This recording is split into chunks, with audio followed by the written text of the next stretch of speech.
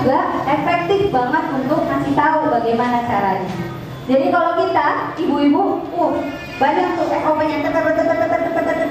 Kalau bapak-bapak dia cukup melakukan, anak kayak gitu ya.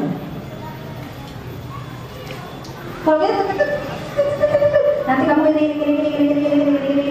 Kalau bapak ini masih ada teman, ajak, ayo mas ikut aku kemana? Ke rumah temannya bapak. Terus dia lihat, bapak saya sebenarnya begitu. Dan itu cukup buat dia. Ternyata begini ya. Jadi memang dikasih tahu caranya. Jangan kita siap dengan konsekuensi, tapi kita nggak pernah ngasih tahu cara dia bagaimana untuk melakukan suatu perilaku. Nggak adil.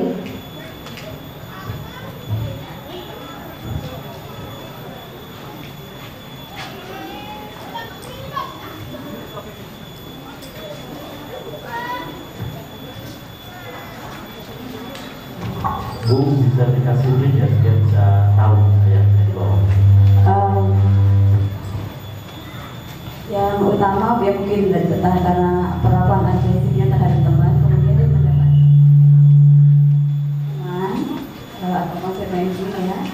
Kemudian mungkin itu di luar perkiraan dia, jadi cukup kaget, merasa malu karena dia melakukan kesalahan teman-temannya, kemudian luka ini hatinya itu agak susah, jadi percaya dirinya beberapa hal itu terkait psikisnya terganggu.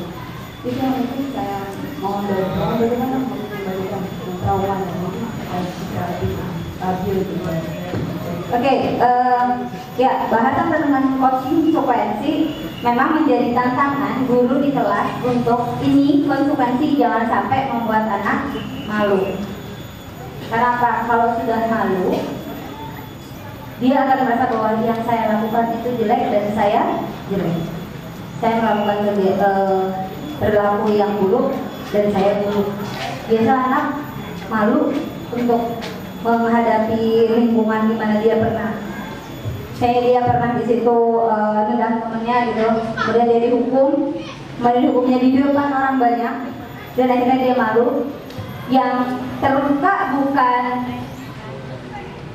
dia tidak merasa jelek karena perilakunya, tapi dia merasa jelek karena saya jelek. Jadi kalau di Indonesia cuma ada satu yang malu ya. Kalau di Barat ada dua, embarrass sama shame. Shame itu kalau anak sampai merasa shame, dia merasa bahwa saya jelek.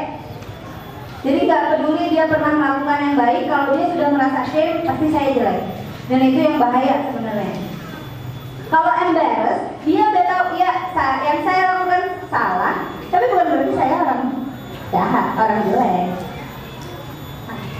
Oke, saya melakukan hal yang buruk, tapi saya nggak buruk, perilaku saya buruk. Jadi saya minta maaf untuk memperbaiki perilaku saya. Itu. Dan otak kita itu nggak adil, Bu. Dia nggak tahu lukanya fisik atau psikis, semua diartikan sebagai luka. Jadi kita kelihatannya anaknya nggak apa-apa kok, cuma gitu aja ditawain sama temennya saya gini. Kalau dia merasa terluka, itu seperti luka fisik di otak yang menerjemahkan luka cuma bisa satu. Luka mau fisik mau psikis itu adalah luka. Dan trauma itu kalau dibalikin ke asal kata artinya luka. Ya, gimana cara ngatasin? Pertama, ibu, jadilah kita orang tua tempat anak balik. Jadi mungkin dia butuh, Bu, aku diantar sampai kelas ya. Kita udah bilang, Bu, ke guru kelasnya, Bu, kayaknya anak saya agak takut masuk kelas. Boleh ya Bu, saya antar sampai kelas karena kemarin dia cerita gini.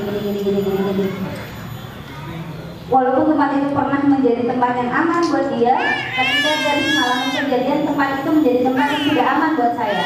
Dan saya butuh diyakinkan bahwa tempat itu aman.